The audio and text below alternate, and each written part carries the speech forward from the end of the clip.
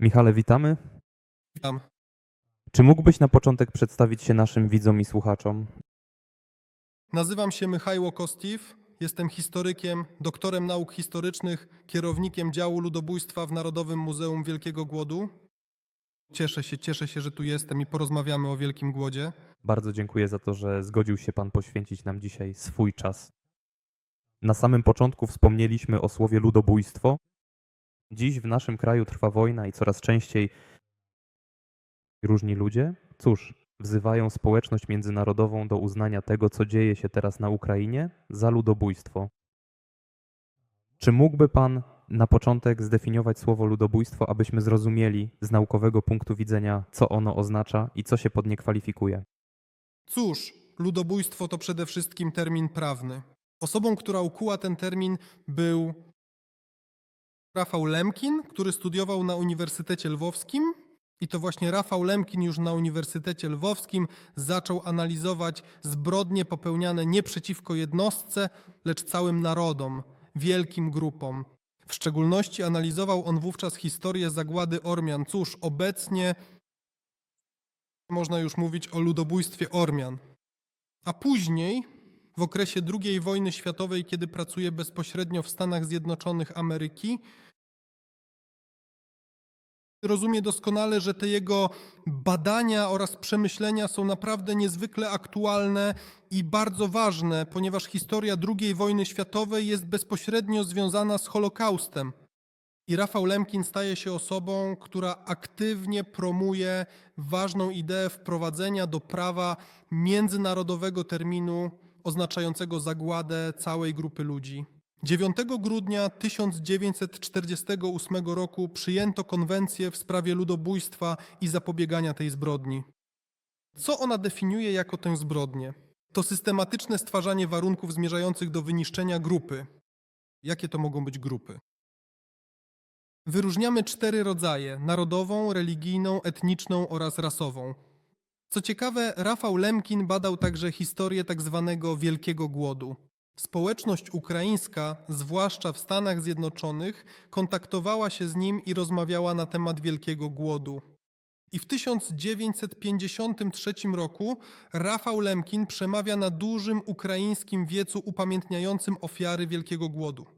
I tam na ten wiec przygotowuje swoje przemówienie zatytułowane Sowieckie ludobójstwo na Ukrainie, w którym wyjaśnia mechanizm tego ludobójstwa i określa, że tak powiem, jego cechy szczególne. To przemówienie, a właściwie jego oryginał, jest obecnie przechowywane w Bibliotece Publicznej w Nowym Jorku. To właśnie Lemkin wskazuje 4 ostrza ataku na Ukraińców i cóż, mogę je teraz wymienić. Pierwsze to zniszczenie duszy narodu. Chodzi tutaj o Kościół, który był pewnego rodzaju centrum duchowym oraz kulturalnym, bardzo ważnym miejscem dla lokalnej społeczności. Drugie to zniszczenie mózgu narodu, czyli inteligencji, naukowców, pisarzy, ludzi wykształconych. I odpowiednio podaje on przykłady na podstawie dostępnych mu wówczas źródeł. Trzecie ostrze to zniszczenie ciała narodu. To, co wielu z nas kojarzy się właśnie z głodem, z wielkim głodem, to te miliony Ukraińców zgładzonych bezpośrednio przez głód. I czwarte to, że tak powiem, rozproszenie przedstawicieli grupy, te masowe deportacje, sprowadzanie osób innej narodowości, taka inżynieria społeczna, która miała miejsce w Związku Radzieckim. To w 1953 roku Rafael Lemkin odnotowuje, co jest dla nas niezwykle ważne, bo faktycznie sam twórca terminu ludobójstwo mówi o Wielkim Głodzie jako o akcie ludobójstwa. A jeśli mówić o współczesnym ludobójstwie, które się dokonuje, a które organizują, że tak powiem, ludzie w tych samych gabinetach co 90 lat temu, głównym zadaniem jest, używając tej terminologii, zdławienie ukraińskiego oporu, stworzenie, że tak powiem, posłusznych Ukraińców, którzy staliby się częścią rosyjskiego państwa, bo przecież nikt, ta sama putinowska Rosja nie ukrywa, że w pewnym stopniu brakuje jej ludzi do realizacji imperialistycznych zapędów i planów, ale nie potrzebują politycznie aktywnych Ukraińców, potrzebują, że tak powiem, posłusznej populacji. Tak, tak, tak, absolutnie. Potrzebują właśnie tej populacji, z której może czasem będą sobie trochę drwić, mówić, że są przebiegli, że mają jakieś swoje cechy, ale że niby jesteśmy jednym narodem rosyjskim. Reżim Putina chce w sposób bezwzględny zniszczyć wszelkie oznaki ukraińskiej odrębności, aby stworzyć nowe imperium rosyjskie, nowy ZSRR. Pod pojęcie ludobójstwa można podciągnąć wszystko: niszczenie języka, niszczenie kultury, zabytków architektury i oczywiście niszczenie samych nosicieli tej kultury.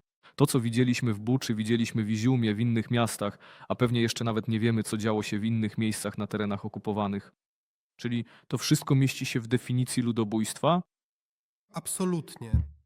Tak, bardzo słusznie pan zauważył, że to niszczenie języka, niszczenie kultury, niszczenie nawet całego stylu życia również podpada pod pojęcie ludobójstwa. Powiedzmy, że dochodzi też do dewaluacji terminu ludobójstwo. Na Ukrainie bardzo popularny był termin ludobójstwo taryfowe czy coś w tym stylu. Niewłaściwe używanie słowa ludobójstwo w odniesieniu do wszystkiego, co popadnie, tak? Tak, tak, tak, tak, tak. W publicystyce czasem spotykamy się z takim całkowicie błędnym stosowaniem tego terminu. Aby zrozumieć przyczyny Wielkiego Głodu, który miał miejsce w 1932 i 1933 roku, Dziuchen, czy mógłbym Cię prosić o nakreślenie kontekstu tamtych czasów? Dla jasności słuchaczy, bo rozmawialiśmy sporo o walkach narodowo-wyzwoleńczych z początku XX wieku, ale o tym, co było po nich, jeszcze nie mówiliśmy. W XX wieku Ukraina, powiedzmy, nie zdołała uzyskać własnego państwa narodowego, nie zdołała go stworzyć. Powstaje Ukraińska Socjalistyczna Republika Radziecka, która 30 grudnia 22 roku wchodzi w skład i staje się częścią, powstaje Związek Radziecki ZSRR. I można powiedzieć, że lata 20 to był jeszcze czas nowej ekonomicznej polityki. Bolszewicy w pewnym stopniu oszukali ukraińskich chłopów, obiecując im ziemię na własność, a tymczasem zaczęto tworzyć kołchozy. Początkowo do kołchozów można było wstępować dobrowolnie, szli tam przede wszystkim najbiedniejsi chłopi. Zamożni gospodarze wcale nie chcieli tego robić. I oczywiście Związek Radziecki musiał postawić na przemysł, czyli musiał przeprowadzić błyskawiczną uprzemysłowienie. Pojawiają się pierwsze pięciolatki, w których oczywiście następuje też przymusowa kolektywizacja, bo widać, że chłop sam nie idzie. A warto zauważyć, że bez ukraińskiego zboża, jak mówił Trocki i jak przyznałby Lenin, ich rewolucja i cała Rosja bolszewicka po prostu by nie przetrwały, więc ukraińskie zboże było niezbędne. Ukraińcy nie chcą tak po prostu oddawać swojego zboża, bo najpierw był jeden system, a potem trzeba było sprzedawać ziarno po cenach narzuconych przez państwo, które były bardzo niskie, więc chłop nie chciał sprzedawać. Co więcej, ukraińscy chłopi byli naprawdę zamożni. Tych chłopów nazwano kułakami, tę całą warstwę bogatych gospodarzy. Określono ich mianem elementu kontrrewolucyjnego. I ten 33 rok, głód, do którego dochodzimy, mówiąc krótko, to skutek braku ukraińskiej państwowości narodowej. Gdyby nasi rewolucjoniści w 17, 18 czy 19 roku to przewidzieli, gdyby lepiej się porozumieli i gdyby znali przyszłość, to z pewnością by gdzieś tam doszli do konsensusu. U ukraińskich chłopów, którzy jeszcze niedawno brali udział w masowych powstaniach, znamy też Hołodny Jar, który ciągnie się już po roku 1920 i jeszcze dalej, a masowe powstania były mniejsze lub większe przez całe lata 20. I chłopom odebrano broń. To wszystko działo się jeszcze pod koniec lat 20. Robiono to celowo. Nie ma w pewnym sensie dokumentów, które mówiłyby, że Stalin czy sam Związek Radziecki, Moskwa, Kreml chcieli wyniszczyć Ukraińców, ukraińskich chłopów. Czegoś takiego nie ma. Są tylko pewne takie rozkazy. Ale tutaj nie jest ważne, czy jest dokument, czy go nie ma. Jak tam dokumenty w pewnym stopniu w niemieckiej Rzeszy, III Rzeszy, tam było ostateczne rozwiązanie kwestii żydowskiej, czy coś takiego. Tutaj tego nie ma. Ale rezultat jest.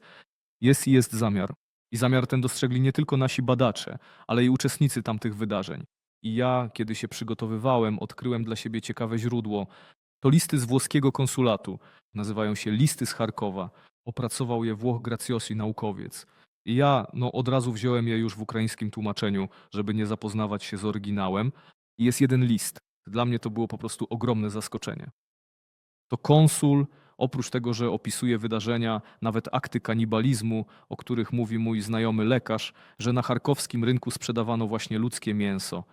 Potem, że głodni ludzie, którzy tam byli, po prostu padali na ziemię, Ale co więcej, on jako polityk, konsul pisze taką rzecz, że jego list, a Benito Mussolini czytał te listy, nosił tytuł Głód i kwestia ukraińska. Głód nadal dokonuje masowego ludobójstwa ludności na tak ogromną skalę, że zupełnie niezrozumiałe jest, jak świat może pozostawać obojętny na taką katastrofę. Potem opisuje, że upadek się zaczyna, tam jego znajomi piszą, że upadek zaczyna się za Kurskiem i ogranicza się wyłącznie do Ukrainy, Kubania i środkowej Wołgi. Nigdzie indziej w Rosji w ogóle czegoś takiego nie ma. Tylko Ukraina, Kubań. Środkowa Wołga to Żółty Klin, miejsce przesiedleń Ukraińców. I co więcej, on zauważa, że tam mieszkali też Niemcy. I Niemcy też padli ofiarą tych działań. Głodni Niemcy nadwołżańscy, Wołga, szli do niemieckich konsulatów, żeby wyjechać do Niemiec. Więc tak. Ale najbardziej uderza to, że pisze o chęci wyniszczenia 10 do 15 milionów ludzi. Mówi, że już prawdopodobnie 10 milionów zostało zgładzonych. Oczywiście 10 milionów nie zostało zgładzonych, są szacunki. I myślę, że nasz gość opowie nam o tych liczbach, jak zostały obliczone, ale to pokazuje skalę, o której myślał i którą sobie uświadamiał, skoro pisał już o 10 czy 15 milionach. Potem najważniejsze pisze, że mówi, że w Charkowie każdej nocy zabierają po 250 ciał, że osobiście widzi, jak tam kobieta stoi przy konsulacie, siedziała z dziećmi, trzymała słoiczek, żeby rzucono jej jakąś kopiejkę. Chociaż mówi, lepiej chleb, ale chleba nie było. Rzuciła się pod tramwaj, a dzieci zostały.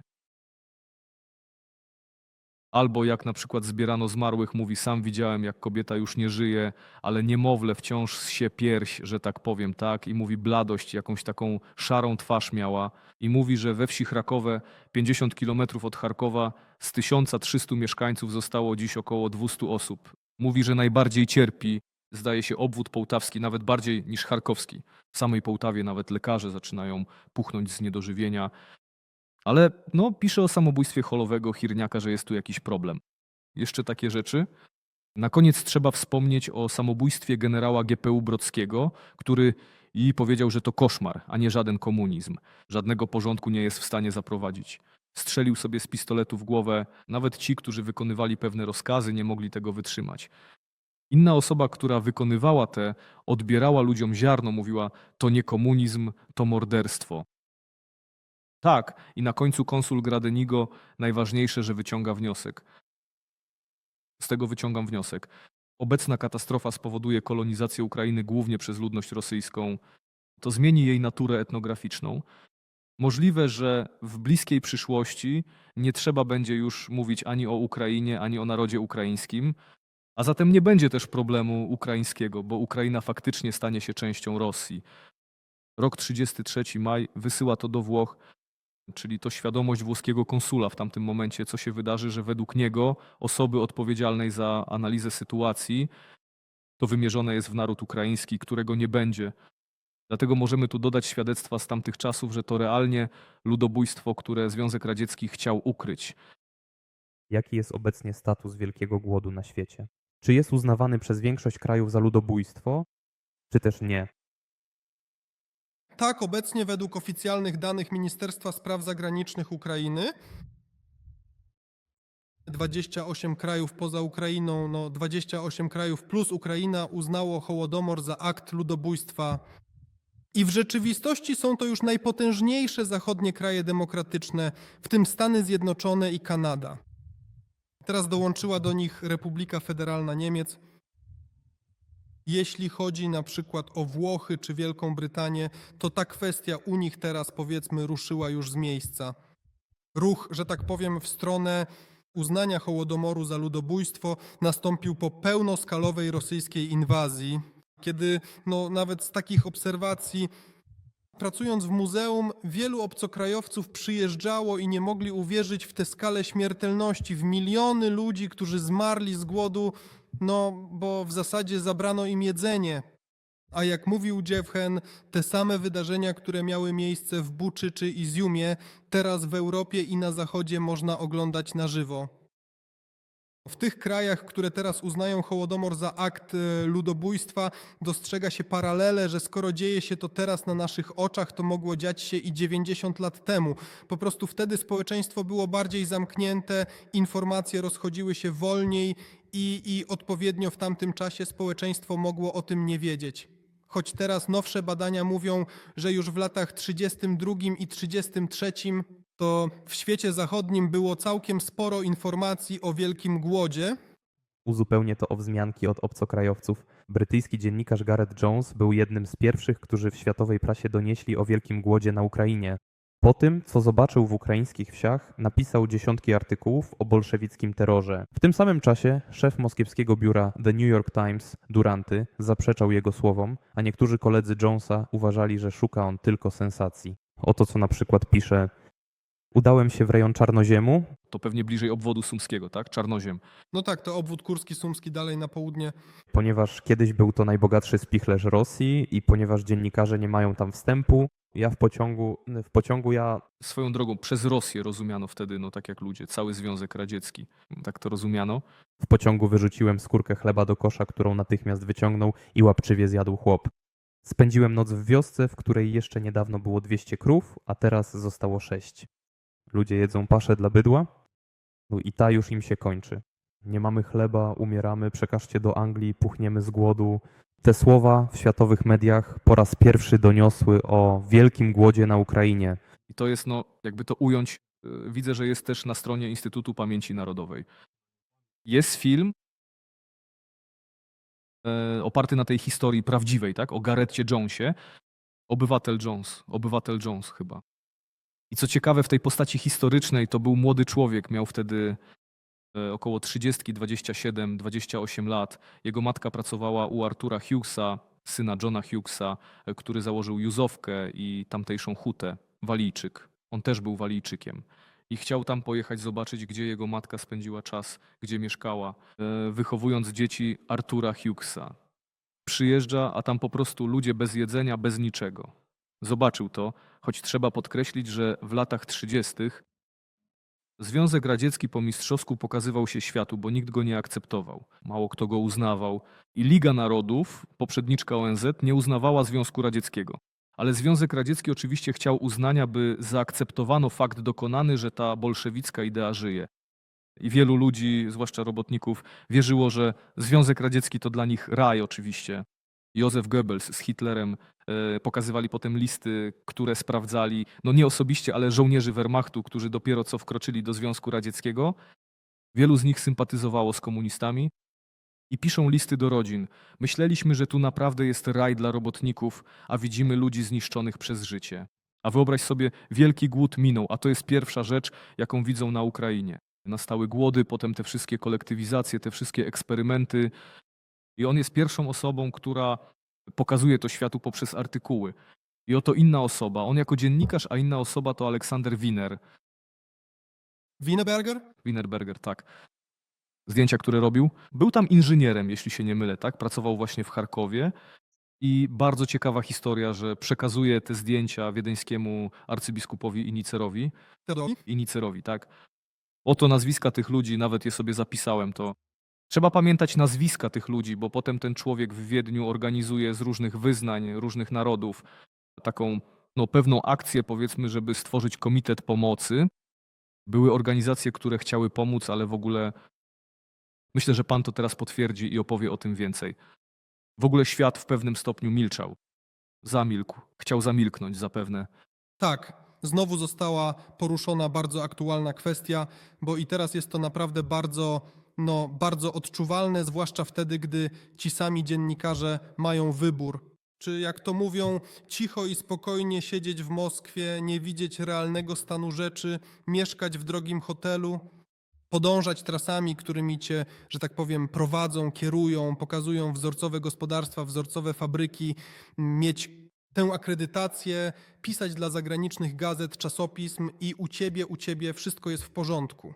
I takim przykładem tego, można powiedzieć, antydziennikarza stał się Walter Duranty, ale tutaj znowu otrzymał najbardziej prestiżową w zasadzie nagrodę w dziedzinie dziennikarstwa. To nagroda Pulitzera. Było już kilka takich wniosków, które zostały złożone do komitetu przyznającego nagrodę, żeby tę nagrodę odebrać, tak? Odebrać ją tej osobie. Z drugiej strony mamy natomiast Garetha Jonesa, który był prawdziwym człowiekiem prawdy, osobą, która naprawdę dążyła do odkrycia i przekazania prawdy, która chciała że tak powiem, no realnie ryzykując własne życie, już nie mówiąc o jakichś tam korzyściach, szuka swojej własnej drogi, aby samodzielnie i naprawdę na własne oczy zobaczyć realną sytuację. I on właśnie po obwodzie charkowskim, że tak powiem, podróżuje tym zwykłym pociągiem, wysiada z niego, idzie do tych wsi, gdzie widzi realne koszmary wielkiego głodu. Gareth Jones nie był jedyny, był na przykład jeszcze Malcolm Muggeridge, również dziennikarz, choć pisał swoje artykuły anonimowo. Byli inni, no ci sami dyplomaci i oni również podnosili kwestię, że nie wszystko, co Związek Radziecki chce pokazać tą propagandą, jest prawdą. I bez wątpienia historia Aleksandra Wienerbergera jest unikalna, ponieważ właśnie takich fotodowodów wielkiego głodu zostało niezwykle mało, gdzie pokazana jest ta realna śmiertelność, obraz śmiertelności, który opisuje sam Sergio Gradenigo. W zasadzie tak, jak Sergio Gradenigo opisał to w swoich listach, Aleksandrowi Wienerbergerowi udało się to sfotografować swoim aparatem Leica, tak? I to właśnie dzięki austriackim dyplomatom udało mu się wywieźć te zdjęcia ze Związku Radzieckiego. Już w 1934 roku zostają one po raz pierwszy opublikowane. Wspomniał pan też o kardynale Teodorze i Nicerze. Warto jeszcze dodać do tych nazwisk Ewalda Amendę. To człowiek, który wydał jedną z pierwszych książek o wielkim głodzie właśnie dla zachodniego odbiorcy. Książka ta najpierw ukazała się w języku niemieckim, a później w języku angielskim. I to właśnie w tej książce zamieszczono między innymi zdjęcia Aleksandra Wienerbergera. I to jest taka historia ludzi, no, którzy widzieli Którzy szczerze pragnęli jakoś pomóc, opowiedzieć prawdę, tak? i widzieli ten prawdziwy obraz, realny stan rzeczy w Związku Radzieckim. I jeszcze to, co czyni zdjęcia Aleksandra Wienerbergera wyjątkowymi, to fakt, że w tamtym czasie w Związku Radzieckim było byli fotografowie, zachowała się dość duża, powiedzmy, liczba zdjęć z tego okresu, ale trzeba pamiętać, że wiele z nich miało charakter propagandowy. Były to zdjęcia pozowane, na przykład tam podczas Święta Plonów w kołchozie, czy też jakiś pokazowy transport zboża. Te fotografie miały pokazywać jakieś szczęśliwe życie kołchoźników, czy być może pewne kampanie, którym przewodził reżim komunistyczny. To mogła być ta sama kampania antyreligijna, na przykład tam niszczenie kościołów, zdejmowanie dzwonów z cerkwi, z katedr. Ale takich fotografii, które pokazywałyby śmiertelność, jest ich bardzo mało. I właśnie dlatego ta kolekcja, można tak powiedzieć, Aleksandra Wienerbergera jest unikalna. W zeszłym roku można było zobaczyć aparat, którym zostały wykonane tutaj w Kijowie, w naszym muzeum. Odwiedziła nas prawnuczka Aleksandra Wienerbergera, Samara Pierce, i przywiozła osobiście aparat oraz album swojego krewnego. To jest taki jeden album, który, można powiedzieć, został odkryty na nowo. Jest on przechowywany w archiwum diecezji wiedeńskiej w Austrii. A drugi album to tak zwany czerwony album, znajdujący się bezpośrednio w prywatnej kolekcji prawnuczki Aleksandra Wienerbergera. I ona wyznaczyła sobie taką rolę jako być może osoby, która ma udokumentować także współczesną wojnę na Ukrainie. Ona już od 2014 roku przyjeżdżała tutaj na Ukrainę, fotografowała wtedy w obwodzie donieckim wydarzenia związane z, jak to wtedy nazywano, operacją antyterrorystyczną, te zniszczenia. I w zeszłym roku ona była na Ukrainie, gdzie spędziła trochę czasu. I w tym roku ma również zostać zaprezentowany film dokumentalny o Aleksandrze Wienerbergerze. Ona ponownie przyjeżdżała na Ukrainę, brała udział w tych zdjęciach, podążając, że tak powiem, śladami swojego krewnego. Dlaczego świat wybrał milczenie, przymknięcie oczu, brak reakcji? I czy dobrze rozumiem, to ziarno, które odbierano naszym ukraińskim chłopom, było potem sprzedawane do Europy, a Europejczycy chętnie kupowali to ziarno? Czy to prawda, czy źle to zrozumiałem? Zgadza się, oczywiście. Ono wyjeżdżało, tak, szło za granicę, trzeba było je gdzieś sprzedać, przecież nie zabierali go tak po prostu, żeby gdzieś zniknęło. Ciekawe jest to, że były tu oczywiście pobudki ekonomiczne, ale przede wszystkim polityczne zamiary. Trzeba zrozumieć, że w powietrzu w zasadzie czuć już było nadchodzącą wojnę. Bo już i u nas w Niemczech sytuacja wygląda tak, że NSDAP dochodzi do władzy, to akurat 33 rok i Mussolini też 22 rok, jak niektórzy badacze mówią i twierdzą, że no, Mussolini czytał te listy, doskonale o tym wiedział, ale starał się w przyszłości no, utrzymywać stosunkowo dobre relacje, a przynajmniej niezłe, nie powiedzmy zrujnowane ze Związkiem Radzieckim. Można też podkreślić, że jeśli weźmiemy takie państwo, które wyszło zwycięsko po I wojnie światowej, to są to Stany Zjednoczone Ameryki. No w zasadzie ogromny Związek Radziecki, który można, że tak powiem, traktować jako rynek zbytu, tak, gdzie można wysyłać całą swoją produkcję i tak dalej. Widzimy przecież, że po 1933 roku, kiedy w 1934 uznano już Związek Radziecki, widzimy, że amerykańscy inżynierowie, firmy przyjeżdżają, pomagają budować Dnieproges i tak dalej. To też była w pewnym stopniu korzyść dla Stanów Zjednoczonych. To tak samo jak w zasadzie uznano komunistyczne Chiny i Stany Zjednoczone Ameryki później, tam pod koniec lat 60. jeździli tam Nixon, Kissinger, to ta sama historia. I oczywiście wielu ludzi, że tak powiem, nie wierzyło w to. Cóż, taka właśnie jest koncepcja. Ludzie nie wierzyli, bo no jak to tak, no dobra, głód, ale przecież nie taki celowy. Związek Radziecki rośnie, wskaźniki ekonomiczne mówią, że rosną, budują socjalizm, dążą tam do komunizmu, spójrzcie tylko ile ziarna wywożą. Więc wszystko w porządku, no głód, może susza, po prostu to nie wychodziło na jaw. Ale widzimy, że zostało to wywołane sztucznie i myślę, że cywilizowany świat po prostu nie mógł w to uwierzyć. Tak jak do dziś na przykład, weźmy takie Włochy. Znam Włochów, mieszkałem tam wśród nich. No, ci Włosi, którzy nawet jeśli mówią, że są za Ukrainą, tak, ale są za Rosją, po prostu nie mogą uwierzyć, że Rosjanie mogą być tacy. No, to co stało się w Izjumie, no po prostu nie mogą w to uwierzyć. Kiedy mówisz im, że oni mają w pewnym stopniu niechęć do Ukraińców, poczucie wyższości, poczucie po prostu, no, żeby zniszczyć, tak? No, czym jest ten Izjum? To przecież nie była sama torturowana inteligencja, zwykli ludzie. Możemy wrócić do przeszłości, tak? Czym jest na przykład Baturyn, nie? Przecież to nie tylko zniszczeni ludzie, inteligencja czy starszyzna kozacka. To byli cywile, dzieci, starcy zostali zgładzeni. Oni po prostu nie mogą w to uwierzyć. I tak samo w ubiegłym wieku, jak mówił sam Szymon Petlura, że Francuzi igrają, że Francuzi jako pierwsi zaczęli uznawać Związek Radziecki. To było jeszcze w latach 20., że no, stawiają na Rosję radziecką, chociaż nie wiedzą, co to właściwie jest. A o Ukrainie po prostu już zapomnieli. I tyle.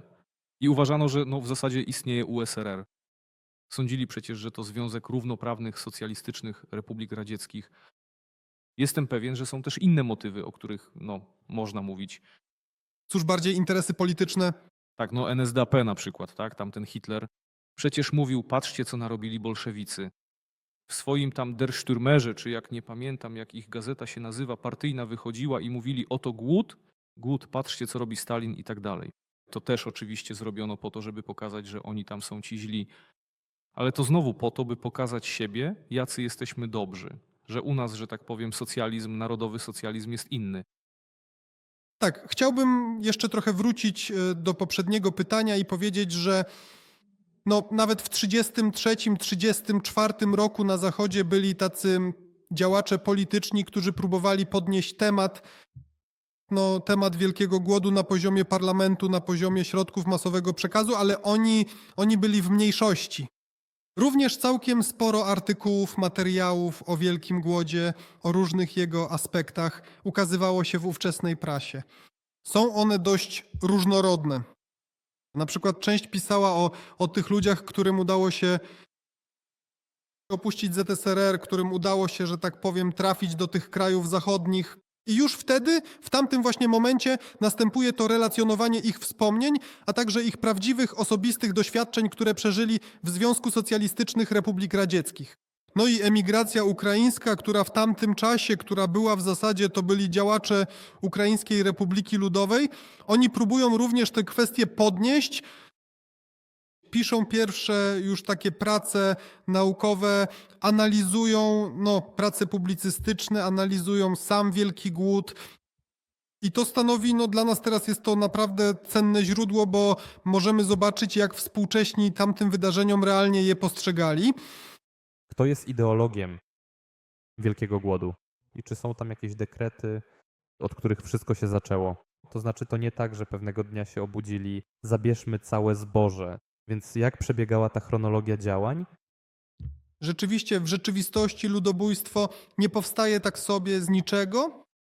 Jeśli mówić o mechanizmie, że tak powiem, uruchomionego ludobójstwa, on miał pewne postanowienia, tam akty normatywno-prawne, w których nie zawsze wprost mogło być napisane zniszczyć wszystkich Ukraińców. Jednym z takich najbardziej znanych dokumentów jest tak zwane prawo 5 kłosów. To bardziej ludowa nazwa, oficjalna nazwa. Postanowienie o ochronie mienia zbiorowego i spółdzielczego. To prawo określało, że cała ziemia należy już do państwa, a ta własność jest, tak wprost pisano w ówczesnych gazetach, święta i nienaruszalna. Zatem za to, co dosłownie jeszcze kilka lat temu, może w niektórych przypadkach kilka miesięcy temu, człowiek uprawiał tę ziemię, mógł zebrać z niej plony, żeby się wyżywić.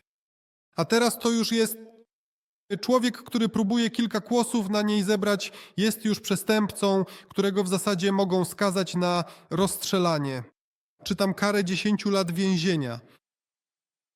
To prawo, ono jest takie niezwykle ciężkie jeszcze przez ludzkie przeżycia, ludzkie emocje. My, jako przedstawiciele muzeum, nagrywaliśmy świadków Wielkiego Głodu, no i w tych ankietach takie standardowe pytanie, co może pan powiedzieć o prawie 5 kłosów, czy pan pamięta, czy zna pan te wydarzenia?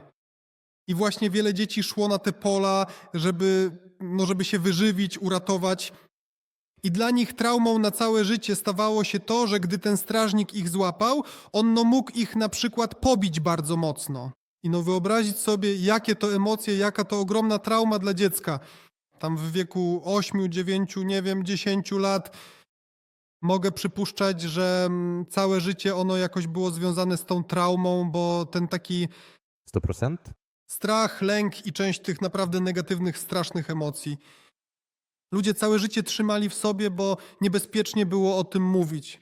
To nie było to doświadczenie życiowe, którym się tam, nie wiem, pochwalisz, o którym powiesz. Nie jak teraz można wyjść, podcast nagrać i pożalić się psychologowi.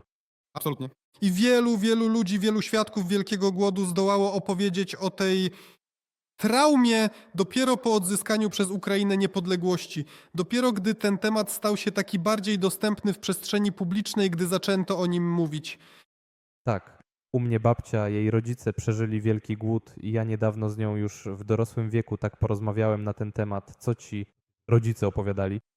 Mówi, że właściwie nic takiego nie opowiadali.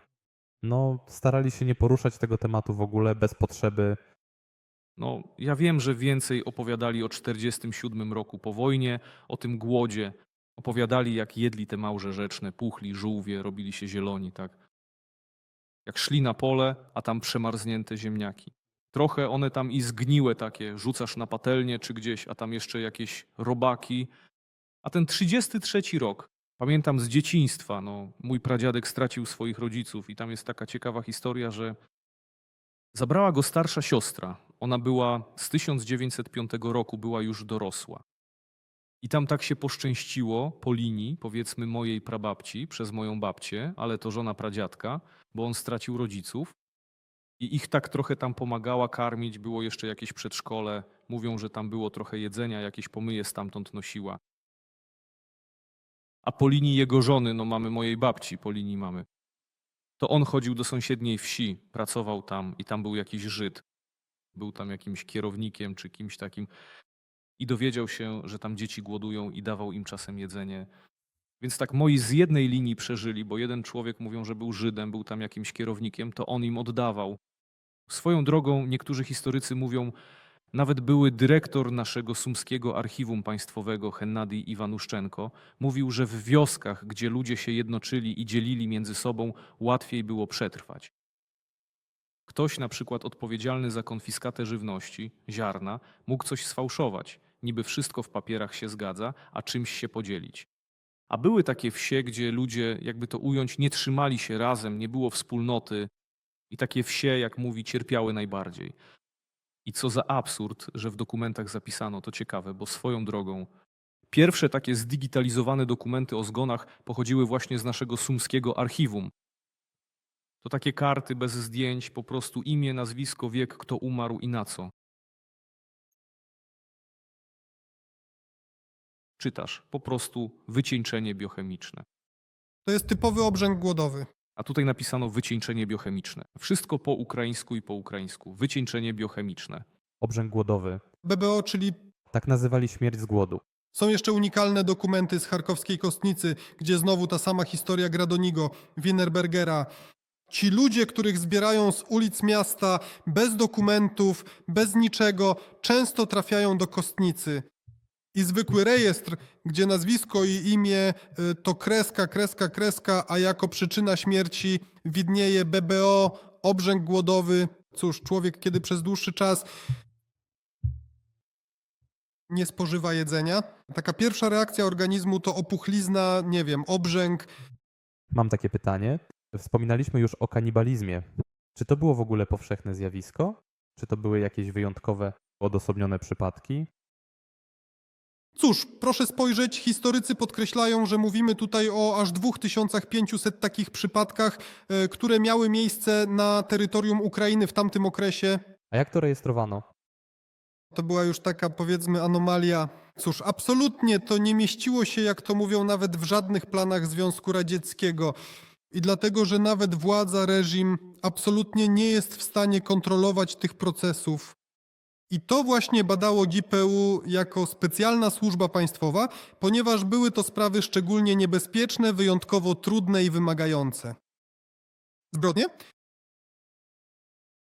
Obecnie w archiwum Ministerstwa Spraw Wewnętrznych znajduje się mniej więcej około 1000 tego typu spraw karnych, które są powiązane z przypadkami kanibalizmu.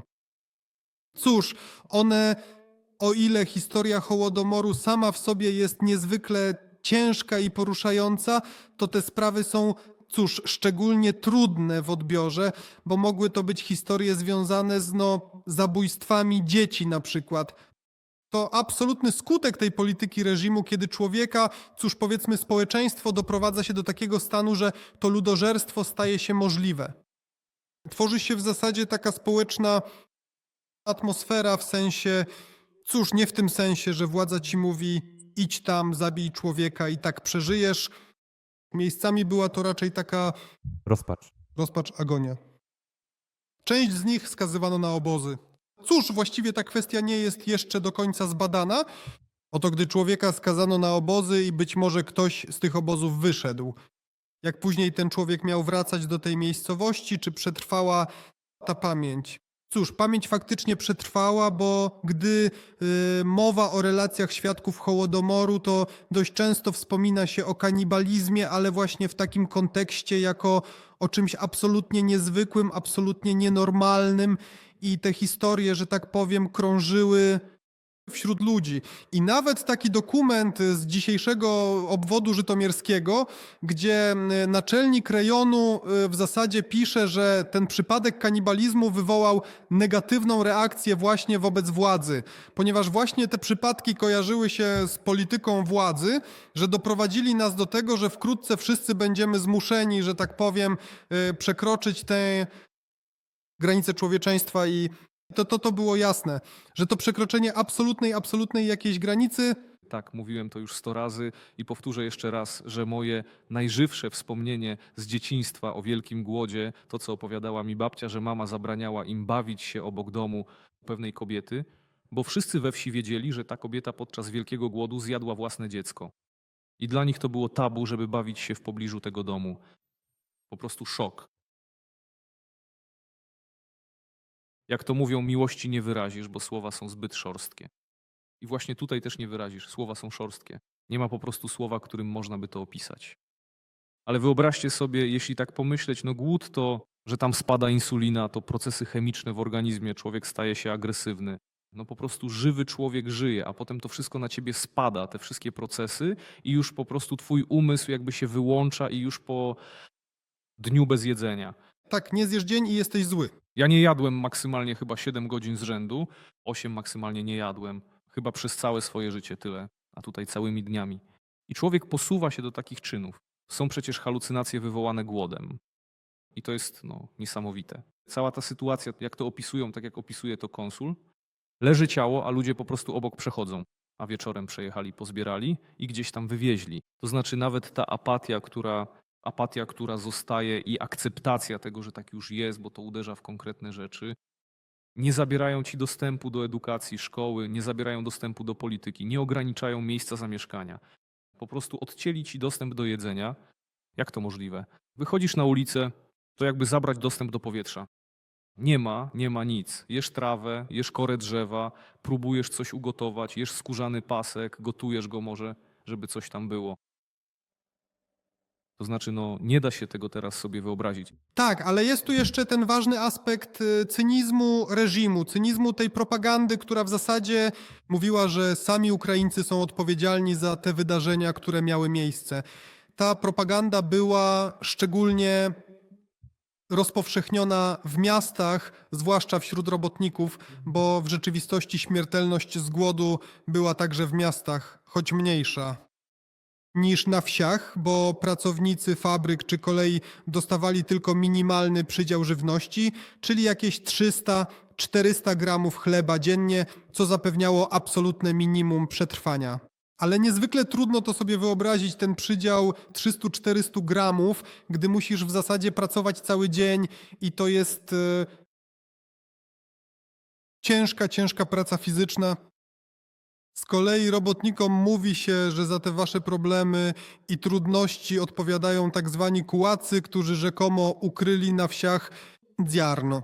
Istnieje cały taki mit o kułackich dołach, o całych podziemnych miastach z ziarnem, które celowo ukrywają, aby, że tak powiem, zniszczyć władzę radziecką. I jakby ten reżim wzywał robotników: wstępujcie do tych naszych oddziałów, będziemy was wysyłać na wieś, żebyście konfiskowali te produkty żywnościowe, czyli różnego rodzaju artykuły spożywcze. Ale to był taki mit, który nie do końca sprawdzał się w codziennym życiu, bo każdy normalny człowiek doskonale rozumie, co dzieje się wokół niego. No, co wokół niego się działo i dzieje, a ci sami robotnicy, mając krewnych na wsiach, otrzymując jakieś informacje ze wsi, na przykład jeśli chodzi o koleje, to całkiem sporo kolejarzy mieszkało na wsiach, a pracowało na różnych tam obiektach, stacjach, w lokomotywowniach i oni pod względem mentalności czy stylu życia nie różnili się zbytnio od mieszkańców wsi. Po prostu szli do tej pracy na co dzień, żeby zarobić na ten przydział chleba, dzięki któremu można było przeżyć. A historia Związku Radzieckiego to jeszcze ogromna historia tworzenia mitów, historia skłócania ludzi ze sobą i rzekomego narzucania tej sztucznej wrogości, również na jakimś takim podłożu ekonomicznym. Jeśli mówić o tym, jak Związek Radziecki, jak reżim radziecki nazywał te wydarzenia, to bardzo powszechnym terminem tamtego czasu są skupu zboża. Że niby tych robotników wysyła się na skup chleba. I mamy, to jest taka wielka kampania, o której pisze cała prasa. To wszystko, to słowo skup zboża, ono jest po prostu wszędzie. I musimy wykonać ten plan, musimy zdobyć to ziarno. To jest cel numer 1. Byłem w Muzeum Chleba się nazywa, w Perejasławiu, to skansen i tam jest osobne Muzeum Chleba. I była tam część poświęcona wielkiemu głodowi. I stoi tam wóz, a na nim napisane pierwszy chleb dla państwa. I to właśnie tak było. I jest tyle starych zdjęć, pierwszy chleb dla państwa. I widzisz tych umęczonych chłopów. I widzisz tych ludzi, którzy przychodzili zabierać to ziarno, którzy może nawet wierzyli, że robią coś dobrego. Tam pierwszy chleb dla państwa. O dole, o tym, co pan mówił. W swoim dzienniku z podróży po Ukrainie Łazar Kaganowicz zapisał: trzeba wieś wziąć w taki kleszcz, żeby sami chłopi odkryli doły. Tym, którzy dobrowolnie odkryją doły, należy dać amnestię. Szukać tak, by sami dobrowolnie odkrywali doły, bo inaczej nie starczy nam sił, by przekopać całą ziemię. Mogę więc, że tak powiem, opowiedzieć, jak ten dół wyglądał. Opowiedz. Nawet słuchając tych słów Kaganowicza, to znowu taki mit o tych podziemnych miastach, gdzie wszystko... Jak złoto w jaskini smoka tam. Oto historia Łewka Łukianenki, który bardzo przyczynił się do zbadania tematu Wielkiego Głodu, do rozpowszechnienia informacji o nim, ale był on również świadkiem Wielkiego Głodu. Przeżył Wielki Głód na Czernichowszczyźnie i opowiadał, jak jego rodzina przetrwała. Znowu przychodzili aktywiści z rewizjami na jego podwórze, do jego chaty, ale rodzice zakopali ziemniaki na tej ścieżce, która prowadziła od chaty do drogi. I odpowiednio zakopali ziemniaki i dalej chodzili po tej ścieżce, tak że trudno było dostrzec same ślady tego dołu. I kiedy już, nie wiem, może zmniejszyła się ta liczba rewizji, czy nadszedł taki moment, że trzeba było, że tak powiem, odkopać ten dół, to ziemniaki tam zgniły, ale została ta skrobia. Cóż, w dzisiejszych czasach człowiek raczej nie jadłby tych odpadów z ziemniaków, bo wydają się one mało apetyczne. Jednak nawet te odpady uratowały życie całej rodzinie. Mam takie pytanie, bo trzeba to zrozumieć logicznie. Bo słyszałem, że taki głód, ten masowy 33, trwał jakby niecały rok, lecz miał swój szczyt, pewien okres. Proszę opowiedzieć o tych może miesiącach i szczycie, tych najcięższych, powiedzmy najtrudniejszych. No więc proszę spojrzeć, ten szczyt kontyngentów zbożowych, zaczniemy to koniec 32 roku, w zasadzie początek 33 roku, kiedy ta maksymalna kampania, by wszystko odebrać, wszelkie produkty żywnościowe Ukraińcom, którzy w tamtym czasie w większości mieszkali na wsi. I niby te kontyngenty zbożowe, co to miało być? Cóż, przede wszystkim ziarno, ale te brygady są wspomnienia o tym, że nawet jakąś potrawę, barszcz, który po prostu stał na piecu, czy był już gotowy, wylewali go albo zabierali ze sobą. Gdzieś, powiedzmy, w pewnym momencie doszło do takich całkowitych nadużyć ze strony tych aktywistów. I po tej konfiskacie, kiedy nastąpił, kiedy już był całkowity, że tak powiem, brak produktów żywnościowych, różni ludzie na różne sposoby szukają dróg przetrwania, że według stanu na 1932 rok jednym ze sposobów na przetrwanie było po prostu, że tak powiem, opuszczenie terytorium głodu. Oto cytat prosto z gazety w Użhorodzie z 1934 roku. Ludzie przybywający z Ukrainy opowiadają o niesłychanych okropnościach i z przerażeniem stwierdzają, że nadchodząca zima będzie jeszcze straszniejsza. Kijowszczyzna niemal wymarła. Szczególnie tragiczna sytuacja panuje w rejonie Humania i Białej Cerkwi. Głoduje już teraz część Chersońszczyzny i okręgi winnickie. W samym Kamieńcu Podolskim 70% ludzi jest już opuchniętych z głodu. Absolutnie. I tutaj na przykład wspomniano o Humaniu. Cóż, bardzo często pojawia się to w dokumentach. Cóż, to w zasadzie dzisiejsza zachodnia część obwodu czerkaskiego. Tam głód był bardzo, intensywny. Masowa śmiertelność z głodu wystąpiła już w 1932 roku. Jeśli chodzi o przypadki kanibalizmu, to również ten region ucierpiał, że tak powiem, również pod tym względem. Odnotowywano je tam, powtórzę, już w 1932 roku. Cóż, niby Związek Radziecki to jedno państwo. Można tam pójść na Białoruś, można pójść tam, nie wiem, do Moskwy, powiedzmy. I latem 1932 roku pojawia się taki ciekawy dokument, list od białoruskich robotników do kierownictwa Komunistycznej Partii Ukrainy, w którym piszą: nie możemy, swoją drogą ciekawe, że jest po białorusku, piszą: nie możemy zrozumieć, co się dzieje na Ukrainie. Zawsze znaliśmy Ukrainę jako żyzną ziemię, jako tak bogaty kraj, a tu mnóstwo Ukraińców z jakimiś tobołami. Cóż, głodni, błąkają się po Białorusi, próbując wymienić jakiekolwiek rzeczy tylko po to, żeby zdobyć jedzenie. Ale już 22 stycznia 1933 roku wydano dekret faktycznie zakazujący wyjazdu poza granice Ukraińskiej Socjalistycznej Republiki Radzieckiej. Oto niby Związek Radziecki to jeden kraj, związek bezsprzecznie, ale następuje izolacja tego terytorium, głodu i w zasadzie wprowadzono również zakaz wyjazdu z Kaukazu Północnego, gdzie w niektórych, rejonach Ukraińcy stanowili zdecydowaną większość. Tam również dochodzi do masowej śmiertelności z głodu. A czy można od razu dodać coś o geografii Wielkiego Głodu? To znaczy, które regiony ucierpiały najbardziej, a którym ukraińskim regionom udało się przed tym uratować? Rozumiem, że to te terytoria, które nie były pod władzą radziecką, tak? Tak, tak, tak. Chociaż no właśnie, i też nawiązując do tego pytania, a co na przykład z terytoriami, gdzie, cóż, etnicznie przeważają Ukraińcy? Na przykład mówi się, że na Kubaniu tak było, a na wschodniej Słobożańszczyźnie to jest 1/3 dzisiejszej Woroneszczyzny na przykład, albo Starodubszczyzna na przykład, tak? Tam też mieszkali Ukraińcy, cóż, weźmy głównie wschodnią Słobożańszczyznę. Tak, to ciekawe, nagrywaliśmy relacje świadków. I tam, na granicy obwodów mikołajowskiego i chersońskiego, nagraliśmy przesiedloną kobietę, etniczną Rosjankę. Mieszkała ona na Słobożańszczyźnie, ale tam też był wyraźny podział na wsie rosyjskie i ukraińskie. I ona bardzo dobrze pamięta Ukraińców, którzy wtedy masowo uciekali na Słobożańszczyznę w nadziei na ratunek, w nadziei na przeżycie. Oczywiście głód objął i te tereny, a śmiertelność tam również była niezwykle wysoka. Wracając do terytoriów, warto wspomnieć, że wtedy nie wszystkie ziemie ukraińskie należały do Związku Radzieckiego. Część należała do Polski, Czechosłowacji i Rumunii.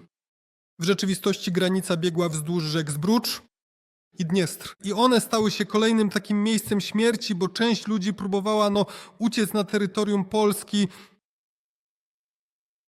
na terytorium Rumunii. I ci sami radzieccy pogranicznicy, czyli żołnierze strzegący granic Związku Radzieckiego, powstrzymywali te próby ucieczki, a jednocześnie nie dopuszczali do udzielenia pomocy z terytorium na przykład Polski. Bo jak już wcześniej mówiliśmy, ukraińska społeczność, w tym ukraiński kościół grecko-katolicki, włączyła się w te akcje, organizując zbiórki pomocy dla głodujących, jak to mówiono, wielkiej Ukrainy Naddnieprza. Ale w większości ta pomoc absolutnie nie docierała. Na granicy zawracano, że tak powiem, te wszystkie transporty z pomocą. I tutaj jeszcze polski rząd również w tym czasie nie chciał pogorszenia relacji ze Związkiem Radzieckim i w pewnym stopniu przymykał on oczy na te wydarzenia. Ale tak samo jak na przykład istnieją raporty włoskich dyplomatów, są też dość gruntowne dokumenty polskich dyplomatów, którzy informowali Warszawę o realnej sytuacji w Związku Radzieckim. Nawet jeden z dyplomatów już w 1934 roku przyjechał tutaj na Ukrainę i specjalnie podróżował pociągami trzeciej klasy, w wagonach trzeciej klasy, żeby zrozumieć naprawdę, o czym mówią ludzie, jakie są nastroje wśród ludności. I to już było, wiecie, nawet w pewnym stopniu badanie, nawet skutków tego głodu, tego, jak te wydarzenia odbiły się na ludziach. I jak zmieniła się Ukraina? A czy są obwody, które ucierpiały najbardziej? A jakie to regiony? Cóż, mówi się, że na podstawie przeprowadzonych badań oraz dostępnych dokumentów najbardziej ucierpiały przede wszystkim tereny lasostepu, a także rozległe tereny stepowe. Nieco mniej ucierpiało Polesie, głównie ze względu na to, że jest to teren znacznie bardziej zalesiony, porośnięty gęstymi lasami. Byliśmy na terenie dzisiejszego obwodu kirowohradzkiego, nagrywaliśmy świadków Wielkiego Głodu. I stamtąd pochodzą te bardzo straszne świadectwa, że niby żyzna ziemia, a wieś masowo wymiera z głodu. I jeden z badaczy spytał, no cóż, czy ludzie mieli po prostu jeść tę ziemię, ten czarnoziem? Ile istnień pochłonął Wielki Głód? Bo liczby się różnią. Mówi się o 4 milionach, jest tam 10,5 miliona ofiar śmiertelnych. Która liczba jest poprawna i jak to w ogóle liczono? Cóż, Dziewchen przytaczał liczby Sergio Gradenigo o 10 do 15 milionach osób. Powiedzmy, że ten zakres liczb jest bardzo szeroki. Ostatnio ukraińscy demografowie mówią o liczbie 3,9 miliona osób.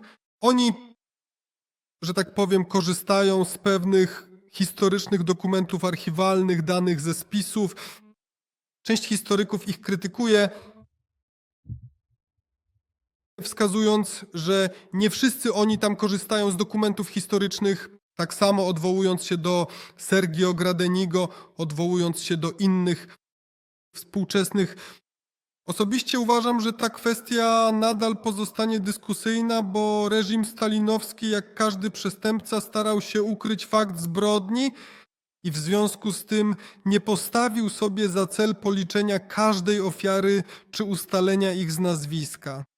Teraz mamy nawet takie zadanie, że naprawdę musimy z pełnym zaangażowaniem przywrócić pamięć o każdej z osobna ofierze Wielkiego Głodu. Przechodząc do skutków, warto podkreślić, że to przełamanie polega na stworzeniu narracji, że gdy nie ulegasz władzy, w każdej chwili ryzykujesz swoim własnym życiem.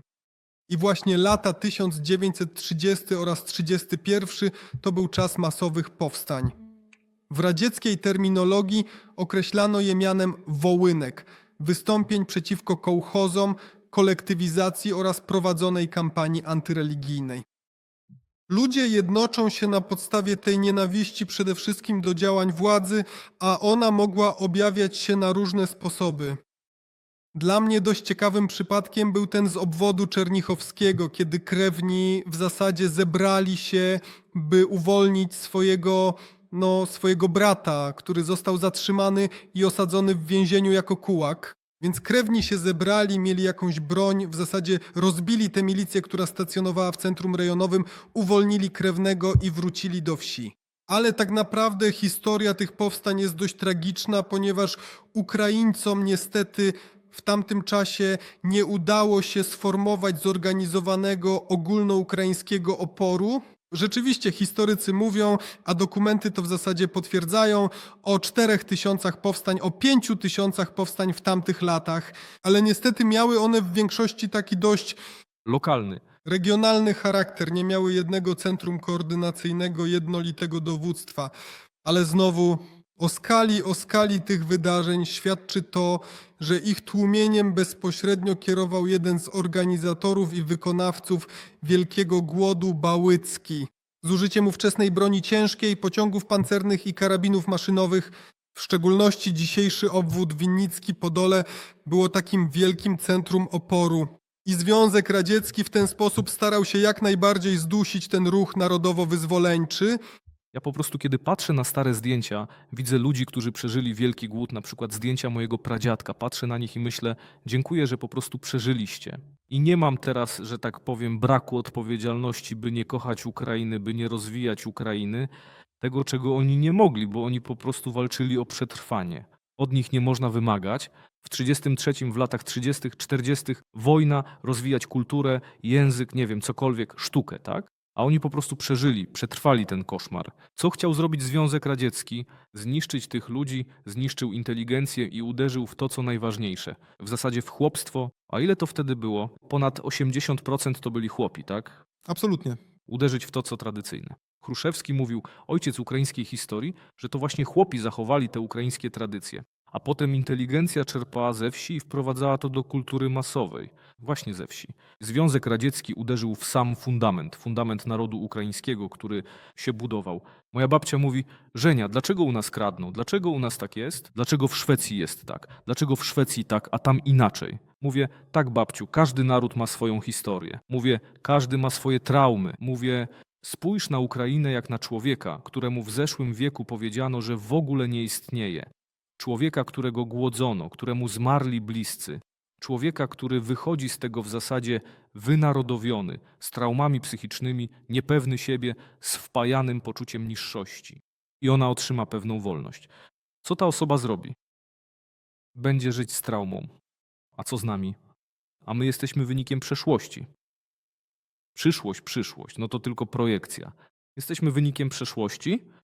Nie wiem, to naprawdę naród, który chciano zniszczyć, zabić, a on istnieje i w jakiś sposób się odradza. Ale i na nas spoczywa odpowiedzialność. Teraz tak symbolicznie, pod koniec rozmowy dogasa nam świeca. Chciałbym pana poprosić, mamy okazję zwrócić się do pewnej części odbiorców. Jako specjalista niech pan przekaże, jak ludzie powinni podchodzić do tego tematu, do tego Dnia Pamięci. I w ogóle może pan powiedzieć wszystko, co chciałby pan przekazać słuchaczom. Cóż, po pierwsze chciałbym zachęcić wszystkich do udziału w akcji Zapal świecę 25 listopada tego roku w 4. sobotę listopada o 16:00. Zapalajcie świece na całym świecie, pokazujcie, że też jesteście Ukraińcami, że solidaryzujecie się z Ukrainą, że historia Wielkiego Głodu powinna nas jednoczyć, powinna pokazywać, że mimo że Ukraina doświadczyła tak ogromnej zbrodni, to jednak istnieje dziś ukraińska państwowość, która znów jest zagrożona zniknięciem, zniszczeniem, ale dzięki naszej spójności, naszej jedności możemy bronić tej własnej tożsamości, własnego pragnienia, bycia sobą. I to jest dla nas ważne i nie wolno nam tego stracić, a historia Wielkiego Głodu uczy nas cenić tę naszą ukraińskość, nasz styl życia, nasze wszystko to, że jesteśmy tym, kim jesteśmy w takim zwykłym, codziennym życiu, to też jest ważne. Michał, bardzo dziękujemy za rozmowę. Dziękuję.